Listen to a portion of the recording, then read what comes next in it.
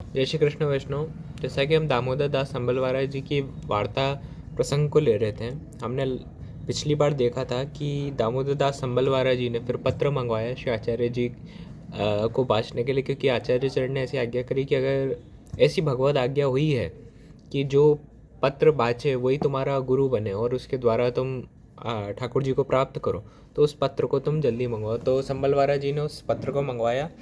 तो वहाँ से वार्ता शुरू करते हैं। अब श्री आचार्य जी ने पत्र मंगवायो हतो सो बाच्यो, पाछे वाको अभिप्राय दामोदर दास सो कयो, पाछे दामोदर दास को नाम सुनायो, पाछे श्री आचार्य जी को दामोदर दास ने अपने घर पधराए, पाछे दामोदर दास की स्त्री हु सरणी आई, तब दामोदर दास को और उनकी स्त्री को समर्पण करवायो, एक लौंडी देवी जीव हती सो शरण आई। अब क्या होता है, आचार्य जी जो है उस पत्र को मंगवाते हैं और उसको वाँचते हैं। सारा अभिप्राय जो उस पत्र में लिखा था वो दामोदर दास जी को बताते हैं और दामोदर दास जी जो हैं वो श्री महाप्रभु जी के चरण आते हैं और महाप्रभु जी श्री दामोदर दास जी के घर पे पधारते हैं। वहाँ पे उनकी जो स्त्री थी सरणी जी, उनको शरण में लेते हैं और एक उनके यहाँ पे एक लड़की काम करती थी, उसका नाम जो है एक लौंडी थी, माने एक लड़की थी, वो दैवीय जीव थी, तो उसको भी महाप्रभु जी ने शरण में लिया अपने।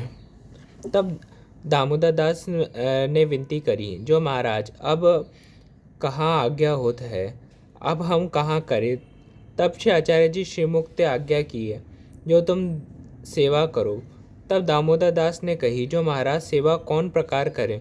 तब श्री आचार्य जी महाप्रभु जी ने कही, जो कहो ठाकुर जी के स्वरूप होए सो देखो। सो दर्जी के यहाँ श्री ठाकुर जी के स्वरूप हतो, ताको द्रव्य लेके स्वरूप अपने घर ले आए, पाछे घर सब पोते पात्र सब बदलाए।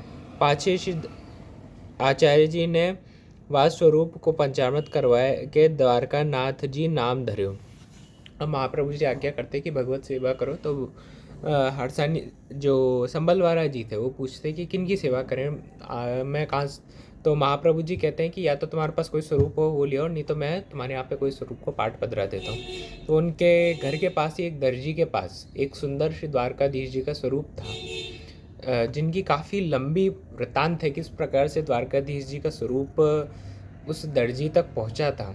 क्योंकि ये द्वारकाधीश जी का स्वरूप कोई सामान्य, वैसे हर भगवत स्वरूप ही सामान्य नहीं होता, पर ये जो द्वारकाधीश जी का स्वरूप है ये विशेष वही स्वरूप है जिनके संकल्प मात्र से सृष्टि शुरू हुई है। वैष्णव, जब भगवान ने आदि नारायण के स्वरूप से इस सृष्टि को शुरू करा था, तब भगवान ने ब्रह्मा जी को सबसे पहले चतुर्श्लोकी भागवत जी दी थी और उसके साथ ये स्वरूप दिया था द्वारकानाथ जी का।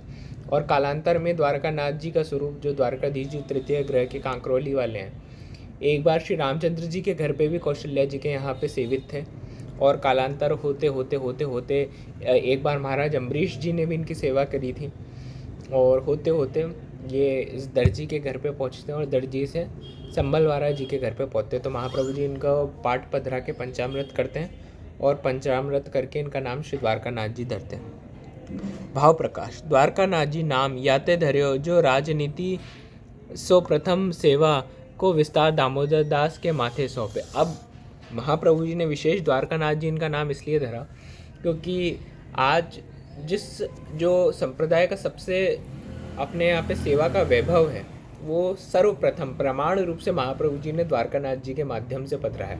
जैसा कि हमने पहले भी वार्ता प्रसंग में देखा था कि दामोदर दास संबलवारा जी अपने आप में द्रव्य से भी बहुत स्थिर थे, तो इसीलिए महाप्रभु जी ने प्रमाण रूप से यहाँ पे सेवा काफ़ी प्रचलित करी, और प्रमाण रूप से सेवा जो है उसका मंडान उतना ही ज़्यादा संबलवारा जी के घर पे पधराया गया। पाँचे सिंहासन पाठ बैठाए, दामोदर दास के माथे सेवा पधराए के पाँचे श्री आचार्य जी आप रसोई करी के भोग समर्प्यो। समय अनुसार भोग सरायो, तब बीड़ा समर्पण लगे, तब देखे तो पान हरे हैं। तब श्री आचार्य दामोदर दास से खींच के कहे, जो हरे पान श्री ठाकुर जी को न समर्पिए, उत्तम ते उत्तम सामग्री होए सो श्री ठाकुर जी को समर्पिए। श्री ठाकुर जी को उत्तम ते उत्तम वस्तु के भोक्ता हैं, उत्तम ते उत्तम सामग्री होए तो श्री ठाकुर जी को समर्पिए। ता फाचे स्त्री पुरुष भली भांति सो सेवा करन लागे। सो द्वारकानाथ जी को सेवा भली भांति सो होन लगी। तब और आशे आचार्य जी को आज्ञा दीनी, जो उतार्यो पर कालो वस्त्र का थान होए, तामे श्री ठाकुर जी को न समर्पे, सारे परकाले में ते प्रथम श्री ठाकुर जी को लीजियो, और उत्तम सामग्री हो तामे और श्री ठौर न खर्चिए। ता पाछे स्त्री पुरुष नीकी भांति सो सेवा करन लागे, और सेवा सामग्री ऐसी होती सो सोने के कटोरे में अमरस राखते, सो ऐसो उच्चयाते सो और कोई न जाने, जो या में कछु सामग्री धरी है या भांति सो दामोदर दास सेवा करन लागे। अब क्या होता है, महाप्रभु जी इनको पाठ पधराते, पंचामृत करते, और पंचामृत करने के बाद जब सेवा पधराते, भोग समर्पते हैं उन्हें। जब महाप्रभु जी द्वारकानाथ जी को भोग समर्प लेते हैं, उसके बाद बीड़ा लेके प्रभु को समर्पण करने के लिए संबलवारा जी लेके आते हैं। तो महाप्रभु जी उन्हें कहते हैं कि बीड़ा के पान बहुत कड़क हैं, वापस नए लेकर आओ, उनको बरज के कहते हैं। और विस्तार रूप से संबलवारा जी के घर पे प्रमाण रूप से सेवा का विस्तार करते हैं। अब महाप्रभु जी ने कहीं ना कहीं इस पूरे वृत्तांत द्वारा संप्रदाय में सेवा का जो वैभव था इसका विस्तार करा, और इसका एक बहुत बड़ा प्रयोजन था कि जीव जो है वो हर प्रकार से उत्तम वस्तु जो है वो प्रभु की सेवा में लाए। किसी के पास स्थिति खराब हो, उसके चलते वो प्रभु को कुछ न दर पा रहा है, ये ठीक है, पर अगर जीव के पास सामर्थ्य है और फिर वो सेवा में आलस्य को कर रहा है, सेवा में द्रव्य को लाने से आलस्य कर रहा है, तो नो डाउट उसके समर्पण में कमी ही है, जिसके चलते वो ये चीज़ कर रहा है। अगर कुछ संभव ना हो, अभी अगली वार्ता ही जो है कन्नौज के ही संबलवारा जी और कन्नौज के ही श्री पद्मनाभ दास जी हैं। दोनों के ऊपर उनके सेव्य स्वरूपों की अतिशयोक्ति में कृपा है। संबलवारा जी के ऊपर द्वारकानाथ जी के और पद्मनाभ दास जी के ऊपर मथुरा जी के, पर दोनों ने अपनी स्थिति में जो उनसे बेस्ट हुआ उनने वो दिया है। यहाँ पे राजसी वैभव से उतनी बढ़िया सेवा विराज रही, तो राजसी वैभव भी का खूब विस्तार करा गया। वहाँ पे कुछ कारणवश पद्मनाभ दास जी की स्थिति खराब हो जाती है, तो छोले धर के भी वो ठाकुर जी की सेवा पहुँच रहे, और ठाकुर जी ने वो भी स्वीकार करी। तो अपनी स्थिति को जब तक हम अपने सेव्य स्वरूप तक नहीं पहुँचाएंगे, तब तक कहीं ना कहीं समर्पण में कमी तो रहने ही वाली है। भाव प्रकाश पाछे वस्त्र आदि की रीति बताए, और जो और कार्य में कछु आयो होए, सो वस्तु श्री ठाकुर जी के काम ना आवे, जाके अर्थ उठे तिनको प्रसादी कहावे। ताते पहले श्री ठाकुर जी को सब सामग्री में ते लेनो, श्री ठाकुर जी की सामग्री में ते अन्य ठौर खर्च न करनो। यह प्रकार से पुष्टि मार्ग की रीति सबको बताया। महाप्रभु जी ने कहीं ना कहीं इस प्रकार से ठाकुर जी की और सेवा की रीति भी बताई कि सर्वप्रथम अगर कोई भी वस्त्र वगैरह आए, तो वस्त्र पहले तुम काट के ले लो, फिर सेवा में जाए। ये पुष्टि मार्ग की रीत नहीं कहती है, क्योंकि वो कहीं ना कहीं उसका प्रयोजन और किसी चीज़ के हो जाता है। सर्वप्रथम श्री ठाकुर जी के लिए सामग्री निकलनी चाहिए, वस्तु निकलनी चाहिए, फिर अन्य किसी प्रयोजन के लिए सामग्री जानी चाहिए। सामग्री पूरी सोने के पात्र की मिली जाए, उज्ज्वल सामग्री रूप के पात्र में मिली जाए, यह गुण भाव जनाए। सोने के मिश्र स्वामी जी के भाव थे, रूप के मिश्र चंद्रावली जी के भाव सो सेवा करते। पाछे से आचार्य जी पृथ्वी परिक्रमा को पधारे, और दामोदर दास श्री ठाकुर जी को जल आप भरते। सो एक दिन दामोदर दास के ससुर दामोदर दास के घर आई के दामोदर दास सो कहन लगे, जो तुम जल भरी लावत सो, हमको जाति में लज्जा आवती, ताते तुम मती भरो, लौंडी के पास जल भराओ।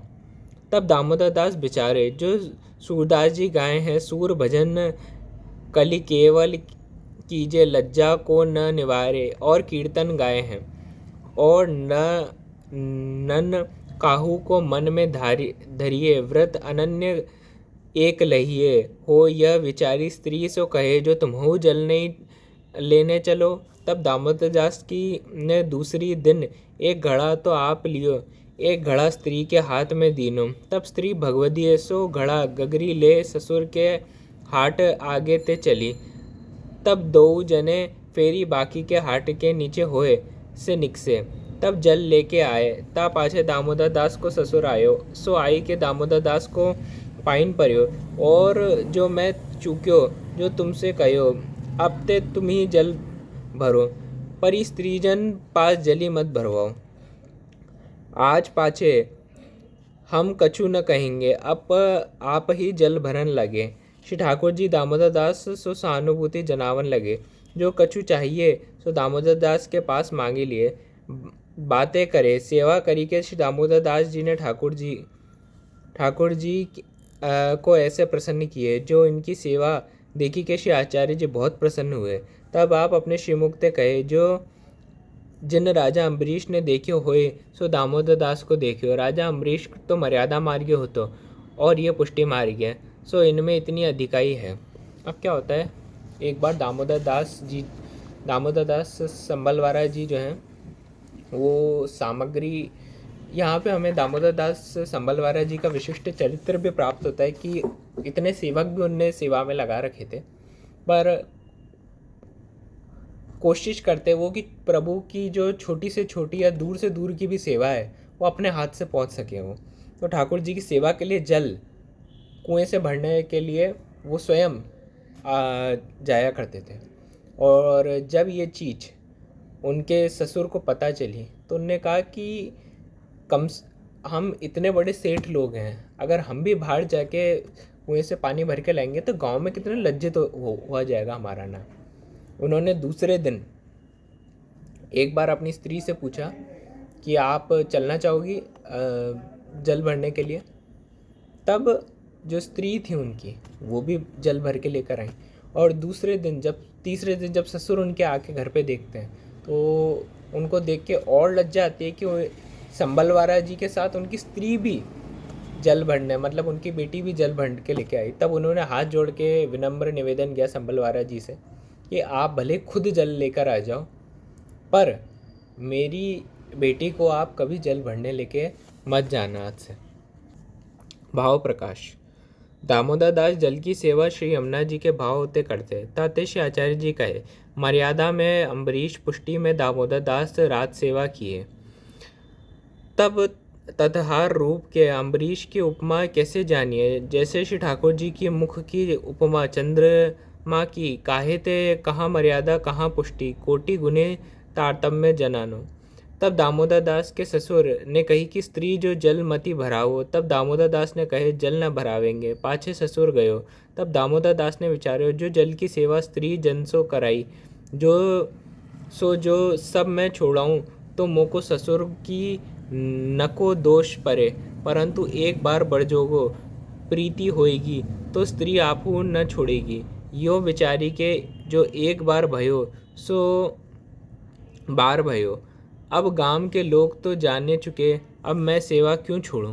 प्रीति होएगी तो यहाँ भांति के विचार भरेंगे। ताते मैं हट करी के भराऊंगा तो प्रीति बिना श्री ठाकुर जी अंगीकार न करेंगे। ताते एक बार बढ़ जो तो सही। तब स्त्री सो कहे, अब मैं जल भरूंगो, तुम मती भरो, तिहारे पिता को लाज लागत है। तब स्त्री ने कही, तुम ही भरो, या प्रकार के पिता को नको दोष भयो, सो आगे जाए के अन्याश्रय भयो। सो दामोदर दास ससुर के आग्रह को न ते जल की सेवा छुड़ावते न छोड़ते, और यहाँ को बाधक हतो, तासो फेरी सेवा करन लागे। अब भाव प्रकाश में श्री हरिराय जी कहते हैं कि इस पूरे वृत्तांत में क्या होता है कि वो अपनी स्त्री से सबसे सर्वप्रथम जब तीसरे दिन जब उनके ससुर जी देख लेते कि वो अपनी स्त्री को भी साथ में लेके जा रहे हैं और खुद भी जा रहे हैं जल का घड़ा भरने, तो उनके मन में यही चीज़ आती है कि खुद भी जाने लग गया और अपनी मेरी बेटी को भी लेके जाने लग गया। तब उसके अगले दिन से संबलवारा जी ने सर्वप्रथम अपनी स्त्री से पूछा कि क्या आप जल भरने जाना चाहोगी, क्योंकि उनको उनके पिता ने पहले ही कहा था कि जल भरने जैसे छोटे कार्य को अपन क्यों करें। तो उन्होंने उनकी स्त्री ने मना कर दिया क्लियरली संबलवारा जी को कि मैं आज घड़ा भरने के नहीं जाऊँगी, भीतर की सेवा आज से मैं करूँगी, जो बाद में एक अन्याश्रय रूप में उनके अंदर प्रकट हुआ। और इसमें जानने योग्य दामोदर दास संबलवारा जी के चरित्र से सर्वप्रथम क्या बात है कि हमारे निकट से निकट भी कोई हो, चाहे वो हमारी पत्नी या इतने शरीर से जुड़े हुए हमारे लोग हों, हमारे खून से जुड़े हुए लोग हों, उन्हें भी हमें सेवा से रिलेटेड एक बार ही मोटिवेशन देना है, उससे ज़्यादा हमें उनको मोटिवेट करने में नहीं लगना है। अगर हम उनको मोटिवेट करने में अननेसेसरी लगेंगे तो कहीं ना कहीं हमारे भी सेवा के भाव खंडित होंगे और कहीं ना कहीं हम भी सेवा से विमुख हो सकते होंगे। जिसके जितने प्रभु ने सेवा लिखा रखी होगी वो उतना ही सेवा करेगा। हम किसी को 1 या 2 बार कह सकते हैं, उससे ज़्यादा हम किसी के ऊपर फोकस ना करें। जिस प्रकार से संबलवार जी ने मात्र और मात्र एक बार अपनी स्त्री को पूछा, क्या आप चलना चाहोगी घड़ा भरने के लिए, आप प्रभु के जल भरने की सेवा के लिए चलना चाहोगी? उन्होंने एक बार मना कर दिया तो उन्हें सहर्ष उसे स्वीकार करते हुए आगे बढ़ गए। अगला वार्ता प्रसंग हम कर लेंगे। जय श्री कृष्ण।